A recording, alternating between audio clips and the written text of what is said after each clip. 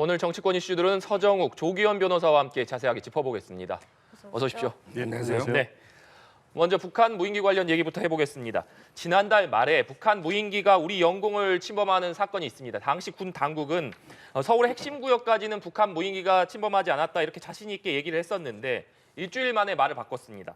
북한 무인기 중 한 대가 대통령실 인근의 비행 금지 구역을 지나간 것으로 확인했다 이렇게 밝혔는데요. 당시 무인기에 대해서 적절한 대응을 하지 못했던 데다가 항적을 파악하는 데도 열흘 가까이 걸렸기 때문에 아무래도 군 책임론은 좀 피할 수 없는 상황인 것 같습니다. 선생님 어떻게 좀 보고 계십니까? 이 문제는 이제 그 근본 원인을 따져봐야 되고요. 예를 들어 이제 문재인 정권 5년 동안에는 북한이 무인기가 오면 잘 적발하고 잘 격추했는데 갑자기 윤석열 대통령 몇 달 동안 군이 무능해져 가지고 못한 겁니까? 그렇게 볼 수 있습니까? 군이 5년 동안 잘 하다가 갑자기 무능해질 수 있냐고요. 이게 바로 5년 동안 저는 이게 군의 기강이 무너지고 그러다 보니까 이게 드러난 군의 무능이 아닌가 이렇게 보이고요. 문재인 정권은 대화로 평화를 지킨다. 또는 이게 돈을 주고라도 구걸해서라도 평화를 지킨다. 이런 이게 평화는 거짓 평화입니다. 평화는 강력한 이게 그 군대 또는 이게 정신 전력 이런 게 필요하거든요. 따라서 저는 근본적으로는 이게 5년 동안 아무 연습도 못한 거예요. 9.19 합의나 지금 이게 그 뭐 문재인 대통령 정권에서는 우리가 레이더도 사고 뭐도 사고 다 장비 산 거 아니냐 이러지만 장비만 있으면 이게 됩니까? 훈련을 해야죠. 훈련 5년 동안 북한이 무인기 잡는 훈련 했습니까? 안 했잖아요. 이 누적되게 저는 나타난 거다. 제가 이게 무조건 전 정권 탓하는 게 아니고 실제 5년 동안 전역에 군이 무능했기 때문에 이게 현실로 몇 달 만에 드러난 게 아닌가 이렇게 봅니다. 네, 조기현 변호사님. 중대한 안보상의 문제가 발생한 겁니다. 대통령실의 영공이 뚫렸고요. 단순하게 안보 위협이 발생했다 정도가 아니라 대통령 신변의 위협이 발생될 수 있는 1급 경호 상황입니다. 이 사실 자체에 주목해야죠. 자꾸 이제 과거 탓으로 돌리는데 책임 회피하기 위한 수단인 것 같습니다. 이 사안 자체를 대하는 정부의 태도도 처음부터 일관되게 사실관계를 숨기고 거짓으로 보고했다는 의혹도 제기될 수밖에 없습니다. 지금 항적 궤도를 28일 날 국회에 보고했습니다. 그 다음 날 모든 언론에 지금 보이는 이 지도가 보도가 됐습니다. 눈이 있으면 저 궤도를 보면 용산 대통령실을 지날 수도 있겠다라는 의견을 누구나 가질 수 있는 항적입니다. 당시 그래서 28일 국방위에서 한기호 국민의힘 간사께서도 눈은 똑같으니까 이 비행 금지 구역을 통과한 것이 아니냐는 질의를 똑같이 했었습니다. 그 다음 날 김병주 의원이 그 항적을 가지고 지도를 맞춰 보니 대통령실 항공을 지났다. 비행 금지 구역을 통과했을 가능성이 높다는 제기를 하신 거죠. 이 부분에 대해서 국방부가 뭐라고 했냐면 계속 부인하면서 심지어 이적행위라고까지 했습니다. 그러니까 이런 상황을 보면 지금 국방부 그리고 대통령실이 안보나 대통령 경호에 대해서 대단히 안이하고 발생한 사안에 대해서도 어떻게 수습할지에 대한 뭐 이런 부분에 대해서 전혀 생각이 없이 책임 회피, 미루기 이런 상황만 계속 지속하고 있다는 점이 대단히 우려스럽고요. 이런 부분이 국민들의 안보 불안을 더 가중하고 있다고 봅니다. 예, 북한 무인기가 이처럼 비행금지 구역을 침범한 것을 두고 정치권의 공방도 다시 불이 붙고 있는 상황입니다. 이재명 대표와 주호영 원내대표의 발언 듣고 이어가도록 하겠습니다. 용납할 수 없는 초대형 안보 참사입니다. 당초의 정부는 비행금지구역 침투를 극구 부인했습니다. 심지어 야당의 합리적인 문제 제기마저 이적행위라고 매도하기까지 했습니다. 경계와 작전에 실패해놓고도 도리어 국민을 상대로 거짓말까지 한 것입니다. 적반하장의 극치이고 이야말로 이적행위이자 군기문란입니다.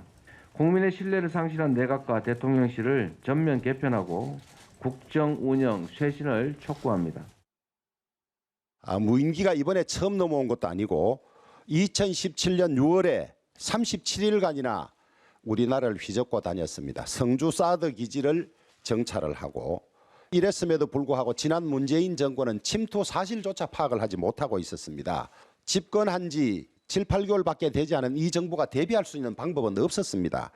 이 무인기의 대비에 문제가 있다면 그것은 대부분의 책임이 문재인 정권에서 소홀히 한 것에 있다고 할 수밖에 없습니다. 예, 보신 것처럼 여야는 서로 내탁 공방을 벌이고 있습니다. 야당은 윤석열 정부의 책임론을, 또 여당은 문재인 정부의 책임론을 주장하고 있는데, 특히 지금 민주당에서는 윤석열 대통령의 대국민 사과와 내각 개편까지 요구한 상황입니다. 어떻게 보십니까? 제가 보기에 그 안보나 외교는 이제 여야가 없어요. 보수 진보가 없어요. 모든 이제 정쟁, 이거는 이제 국경선에서는 멈춰야 된다. 이게 진리입니다.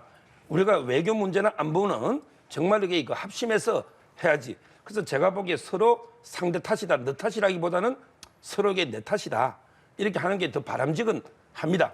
그렇지만 이제 그 시시비비는 따져봐야 되잖아요. 제가 조금 전에 말한 것처럼 문재인 대통령 때는 이게 그 군이 아주 능력이 뛰어나서 무인기를 잘 탐지하고 오맥에 바로 격추하고 잘했는데, 그러면 윤석열 대통령 되면서 몇 달 만에 군이 완전히 무능해져서 이게 못한 거냐? 이건 아니잖아요. 상적으로 보더라도 문재인 대통령 때 2017년에 37일간 했는데 그 전혀 이게 우리 적발도 못하고, 그리고 이제 그때 추락하고 나중에 발견했잖아요.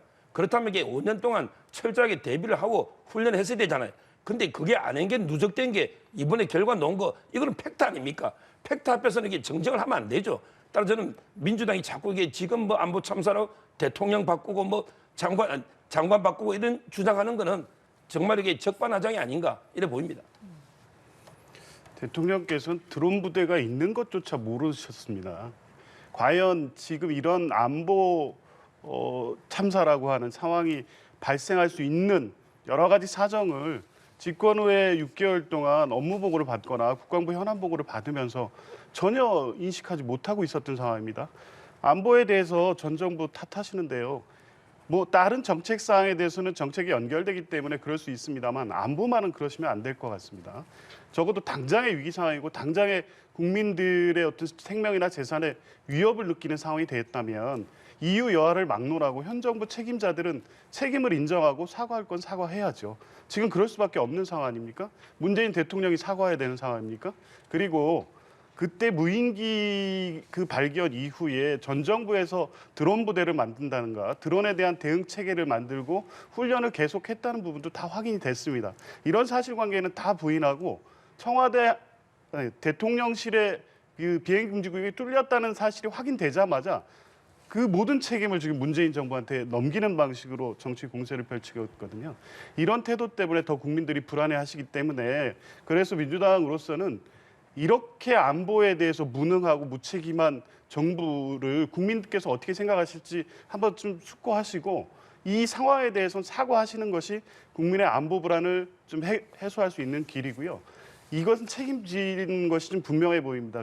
국민의힘 측에서는 뭐 어떤 그 신원식 의원께서는 뭐 이 책임을 지게 하고 사퇴하면 이게 누구를 이롭게 하겠냐 이런 식으로 말씀하시는데요.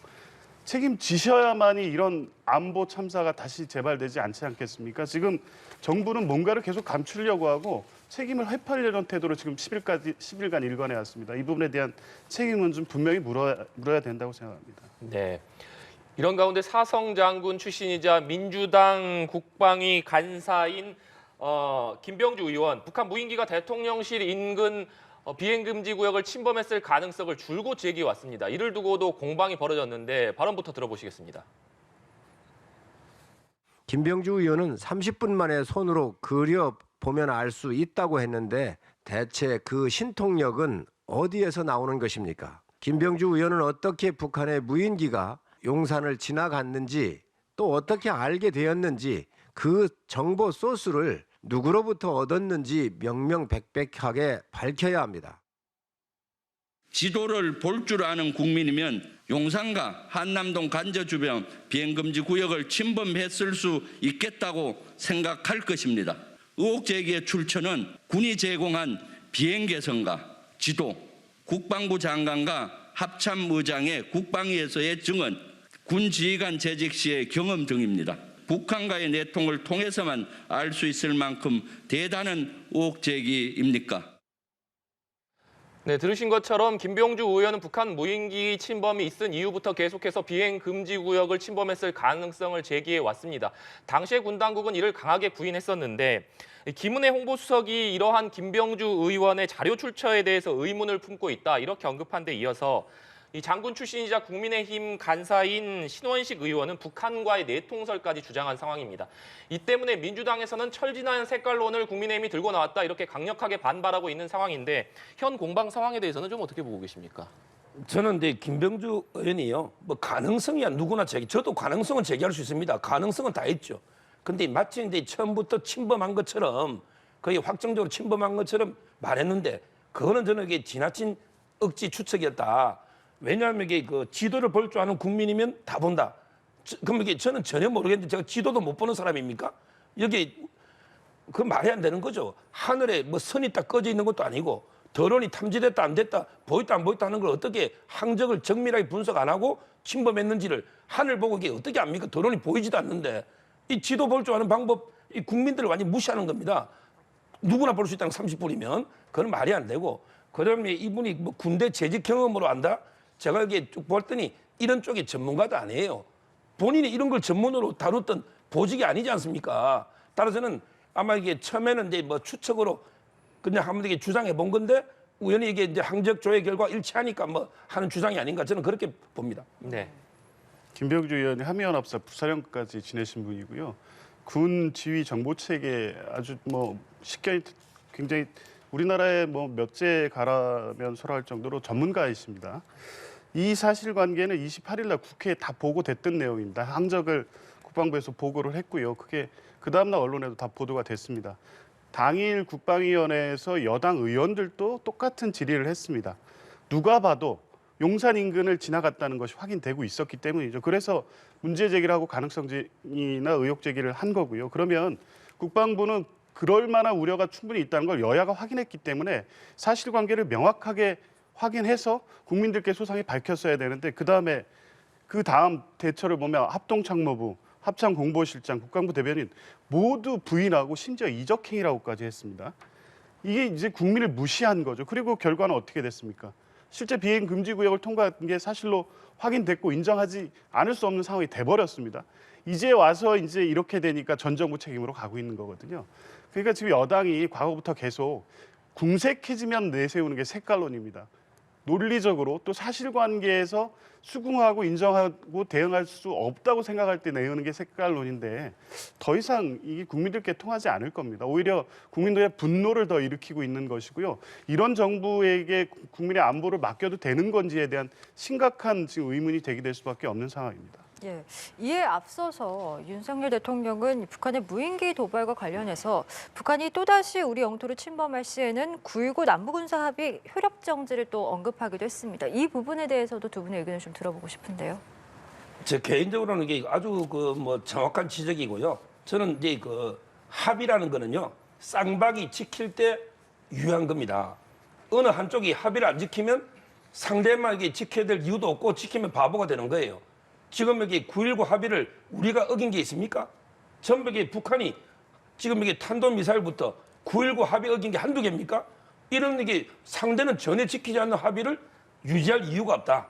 이게 첫째 저는 이유고요. 그다음에 두 번째 이 합의는요 아주 이게 그 형평성이나 비례성에 반하는 합의입니다. 아주 이게 우리한테 불리한 합의예요. 왜냐하면 예를 들어 이제 그 비무장지대 초소가 북한이 100개가 있고 우리 10개 있다. 근데 우리 5개씩 없앱시다. 이게 공정합니까? 북한은 이게 5개 없애도 95개 있고 우리 5개 남으면 이게 공정하냐고요. 이런 것도 이게 문제지만 우리가 가장 북한보다 우수한 게 정찰 자산 아닙니까? 정찰. 근데 이게 비무장 확대가 되고 남쪽으로 내려오면 오늘 이 드론기처럼 초기에 정찰해서 격추하는 이게 어렵잖아요. 서울 상공까지 오버리면 이게 격추하면 큰 피해가 갈 수도 있거든요. 아주 이게 그 비례성이나 이런 데 그 균형에 반하는 우리 잘못된 합의다. 따라서는 이 9.19 합의는 빨리 이게 폐기하는 게 맞다. 저는 그래 봅니다. 필요하면 어떤 조치라도 취해야겠죠. 북한의 군사적 도발은 당연히 그 비판받아야 되고요. 다시는 재발돼서는 안 됩니다. 필요한 모든 조치를 정부가 취해야 된다고 보고요. 필요하면 9.19 남북 군사 합의 문제에 대해도 거론할 수 있다고 봅니다. 다만 지금 상황에서 말로는 강경한 입장을 고수하면서 실질적으로 북한의 도발을 억제할 수 있는 그 대책을 내놓고 있느냐, 이 부분은 좀 우려스럽습니다. 이 정부 출범 이후에 북한의 도발에 대해서 대응할 때마다 오히려 안보 불안을 부추기는 사고가 계속 발생하고 있습니다. 강릉 낙탄 사고 있었고요. 때마다 전투기가 대응에 하다가 추락하는 일도 계속 발생하고 있고, 심지어 이제 대통령실 상공이 뚫리기까지 했습니다. 과연 이 정부가 말로는 안보 위협에 대해서 강력하게 대응했다고 하면서 과연 그럴 만한 능력과 현실 인식을 갖고 있는지를 먼저 살펴보고, 그런 식으로 강대강 대치만이 지금의 도발 국면을 해결할 수 있는지에 대한 포괄적인 어떤 그 준비와 대책을 마련할 필요가 있다는 점도 같이 고려해야 될 것으로 봅니다. 네. 국민의힘 얘기로 주제를 넘겨보도록 하겠습니다. 국민의힘 당권 구도의 가장 큰 변수, 나경원 저출산 고령사회위원장 부위원장의 출마 여부인데요. 당내에서도 출마 가능성에 대한 의견이 엇갈리고 있는 상황입니다. 발언 듣고 대담 이어가도록 하겠습니다. 대통령께서 10월 달에 그 저출산 고령화 부위원장이죠. 지금 장관급입니다. 그리고 또 기후대사 그 두 개를 같이 한꺼번에 줬는데 아직 3개월이 안 됐는데 이걸 그냥 접어버리고 대표를 나온다. 굉장히 부담이 될 것 같습니다. 저는 정치인으로서 유의미한 일에 좀 더 많은 집중을 해주셨으면 하는 바람도 저는 개인적으로 있습니다. 걸 땐 걸어야죠. 본인 그동안 준비를 많이 했잖아요. 지난번에는 애석하게 뭐 이준석 전 대표 떨어지게 됐고 그리고 뭐 입각 이야기가 있는데 저 같으면 당대표 될 가능성이 있으면 뭐 내각보다는 당대표 도전하겠습니다.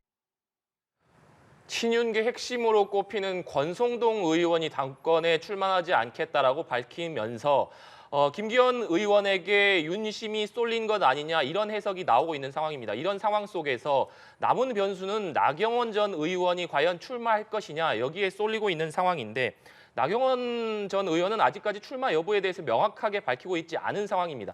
나경원 전 의원의 출마 가능성은 좀 어떻게 보십니까? 뭐 저는 이제 유승민 전 의원은요, 출마 가능성이 50% 아래로 보고, 그다음에 나경원 의원은 출마 가능성이 50% 위로. 저 개인적으로는 이게 출마 가능성이 높다, 이렇게 저는 보고 있고요. 자, 두 번째, 지금 윤심은요, 제가 알기로 무심입니다. 윤심은 이게 무심, 특정 후보를 인위적으로 밀지 않아요. 네. 저는 권성동 후보를 이렇게 낙마시킨 게 윤심이 아닙니다. 윤 대통령이 나서서 낙마시킨 게 아니고 당심이, 민심이 낙마시킨 거죠. 여론조사에서 몇 프로 안 넣었잖아요, 권성동. 그러다 보니까 본인 스스로 후보를 접은 거지. 저는 이게 윤 대통령이 교통정리했다, 이렇게는 안 보고, 마지막으로 이제 그 장제원 의원 있잖아요. 이분은 이게 지금 공무원 자격을 저는 사칭한다고 봅니다. 이분이 이제 교통경찰입니까? 지금 이게 교통정리를 본인이 한다고 뭐 최고위원은 청년 누굴 지지하고 뭐 당대표는 뭐 김장연대가 어떠고, 이거 윤 대통령을 오히려 이게 저는 아주 입장을 곤란하게 만드는 이런 게 해당행위입니다. 본인이 언제 교통경찰을 교통정리라고 누가 이게 공무원 시기 줬습니까? 본인은 이게 권성동 의원과 더불어서 백의종군 자중해야 된다. 더 이상 이게 자꾸 뭐 김기현을 민다든지 또는 이게 청년은 뭐 장해찬을 민다든지 이런 식으로 이렇게 하는 거는요, 전당대회를 이게 더 저는 진흙탕으로 몰고 가는, 누구든지 이게 자유롭게 경쟁하고 자유롭게 당원이 정하는 이런 후보가 되면 저는 윤 대통령도 당심을 따른다, 이렇게 봅니다. 네. 권성동 의원이 출마를 포기한 배경은 윤심이 작용했다라기보다는 당심이 작용한 결과다, 이렇게 좀 해석을 해주셨습니다. 조기현 변호사님께서는 좀 어떻게 보고 계십니까? 지금 국민의힘의 그 당권 구도를 보면 대통령이 마음에 어디에 있는지도 보이고 그 결과대로 가고 있는 것 같습니다. 결국에 권성동 의원께서 사퇴하신 것도 어느 정도 내부 교통정리 작업이 있었다고 보는 게 합리적 추론이겠죠. 윤석열 대통령께서 김기현 후보는 아마 한 2차례인가 이미 만나셨습니다. 그게 이제 누가 보더라도 대외적으로 힘이 어디에 실리는지를 보여주는 거거든요. 그런 측면에서 보면 윤심이 작동하는 당권 그 구도가 돼가고 있는 거는 분명해 보이고요. 나경원 의원의 이제 고민이 깊을 수밖에 없습니다. 역대 여야는 당권 구도에서 상당히 앞서가는 1위 후보가 불출마하는 사례는 없거든요. 출마를 할 수밖에 없는 상황으로 가고 있는데, 과연 이것을 억제하는 이 대통령실 내지는 친윤계 의원들의 힘이 과연 이제 눌러서 실제 자연스럽게 불출마 결정까지 이끌어낼 수 있을지는 지켜봐야 되는데 출마 가능성이 더 높지 않을까 봅니다. 예, 알겠습니다. 주제를 좀 바꿔보겠습니다. 성남 FC 후원금 의혹과 관련해서 이재명 대표가 10일 오전 10시 30분에 수원지검 성남지청에 출석을 해서 조사를 받겠다라고 밝혔습니다. 당당하게 조사를 받겠다라고 밝힌 만큼 출석에 앞서서 좀 현장에서 메시지를 내지 않을까라는 추측도 있는 것 같습니다. 어떻게 좀 예상을 하십니까? 예, 당당히 조사받겠다는 입장 일관되게 밝혀오셨고요. 공개적으로 출석하시겠다고 하고 입장도 밝히실 거로 봅니다. 입장의 내용은 지금까지 일관되게 말씀해 오신 거죠. 성남FC 수사가 작년에 무혐의로 끝난 사건이 다시 여기까지 오게 된 데에는 정치적 배경이 있다는 것이고 그 부분에 대한 혐의가 없다는 것에 대한 분명히 입장을 밝히실 거고 왜 이재명 대표를 겨냥한 수사가 여기까지 왔는지에 대한 전반적인 어떤 입장 그리고 이에 대해서는 당당하게 수사에 임하되 강력하게 대응하겠다는 입장 뭐 이런 정도를 밝히시지 않을까 봅니다. 국민의힘에서는 1월 임시국회 민주당의 이 소집 요구가 결국에는 방탄 의도가 있었다라고 주장을 해왔는데 이 관련해서 지금 합의가 되지 않은 상태에서 이재명 대표가 출석하겠다고 밝힌 거거든요. 상황 좀 어떻게 보십니까? 출석은 이제 그거는 뭐 당연한 거죠. 출석 안 하면 그 자체가 체포영장 사유입니다. 따라서 그거는 이제 방탄과는 무관하고 아마 제가 보기에 출석해가지고 조사를 받으면 그러면 이게 성남지청에서 저는 이 구속영장을 청구하는 게 불가피하다 이렇게 봅니다. 그때 국회에서 이제 방탄을 하기 위해서 뭐 365일 일하는 국회 어쩌고 하면서 하는 게 아닐까 이렇게 저는 보고요. 아마 근데 그 이재명 대표는 출석할 때 이거는 검찰 독재고 야당 파괴고 나는 10원 하나 안 받고 사탕 하나 안 받고 한 점 부끄러 먹고 먼지 하나 없다 이렇게 주장하겠지만 제가 이제 두 가지만 지적하면 그러면 이게 기업 유치 차원에서 받은데 위례팀한테는 왜 5억 받았습니까? 위례팀에 그 남욱 변호사나 호방건설 정재창 거기 5억은 왜 받았습니까? 이게 기업 유치하고 무슨 관계가 있습니까? 이거는 정지상이 이미 부패방지법으로 210억 기소됐잖아요. 저는 그 연장으로 보고 자, 두 번째 두산도 마찬가지예요.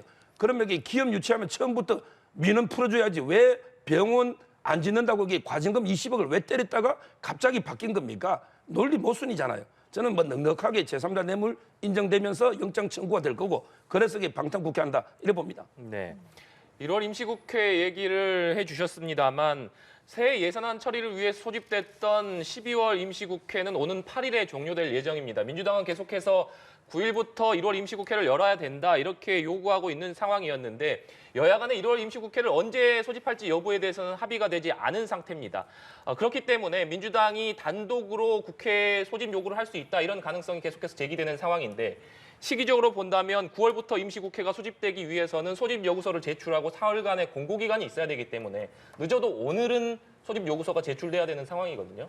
민주당이 소집 요구서를 오늘 중으로 좀 제출할 가능성이 있다고 보십니까? 그래서 거기까지는 제가 뭐 정확히는 확인해 보진 못했습니다만 어쨌든 민주당은 1월 임시국회가 필요하다라는 입장을 계속 밝혀왔고요. 그것은 일몰된 법안에 대한 처리, 또 지금 안보 현안에 대한 국회 차원의 대응 등 민생과 직결된 어떤 현안을 국회에서 대처해야 될 필요성 때문이라는 것을 밝혀왔습니다. 그러면 아마 그 일정에 맞게 필요한 조치를 취할 것으로 보고요. 이것은 뭐 지금 말씀하신 방탄국회하고는 전혀 무관하다는 게 이재명 대표의 출석 등으로 다 확인되지 않았습니까? 그러면 그것과 별개로 임시국회 일정에 대한 협의 또 개최를 위한 민주당의 어떤 필요한 뭐 조치는 취해질 것으로 봅니다. 네. 제가 이제 한 말씀만 드리면 저도 이게 일하는 국회 좋아요. 그럼 국회 열고 일을 하시는데 선언을 하나 하기를 바랍니다. 뭐냐면 이게 절대 방탄국회는 안 하겠다. 옛날에 이재명 대표가 국회의원 출마할 때 제 기억이 생생하거든요. 본인에게 국회의원 배지를 방탄으로 이용하지 않겠다. 따라서 저는 국회를 여는 거는 좋은데 이재명 대표는 떳떳하게 법원에 실질심사 받을 수 있도록 우리가 방탄을 안 하겠다. 이걸 먼저 천명하고 국회 여러 일을 하시라는 거예요. 네, 알겠습니다. 지금 국회에서는요. 이태원 참사 국정조사 특위 2차 청문회가 진행이 되고 있는 상황입니다. 지금까지 진행되고 있는 청문회 상황 두 분은 어떻게 보고 계신지도 궁금한데요. 먼저 조기현 변호사님. 예정했던 대로 이 경찰 지휘부의 무책임함 그리고 사항에 대해서 사안을 좀 축소하고 책임을 회피하려는 모습이 확인됐다는 점에서 아주 여전히 아쉽고요. 국정조사 특위의 추가적인 어떤 노력과 역할이 대단히 중요하다고 보여집니다.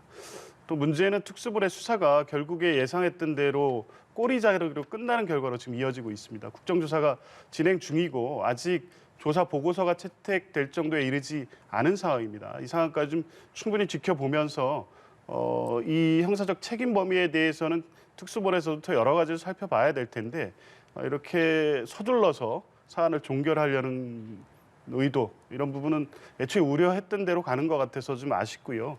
한 가지만 더 덧붙이자면 이게 업무상 과실치사 관련된 건데 적어도 이런 사회적 참사 관련해서 국가 기관의 책임자들에 대해서는 법리를 더 좀 확대해서 엄격하게 적용할 필요가 있습니다. 그냥 통상의 어떤 주의무 위반 정도만 가지고 알았느냐 몰랐느냐 예상할 수 있었느냐 이런 정도를 형식적 적용하면 특수본의 논리가 맞을 수 있는데 지금 국민들의 생각하는 법강정과는 너무 차이가 있습니다. 결국에 사안을 축소하고 책임을 은폐하기 위한 결과로 이어지는 수사라는 비판이 있다는 점을 경찰에서는 좀 새겨 들어야 될 것 같습니다.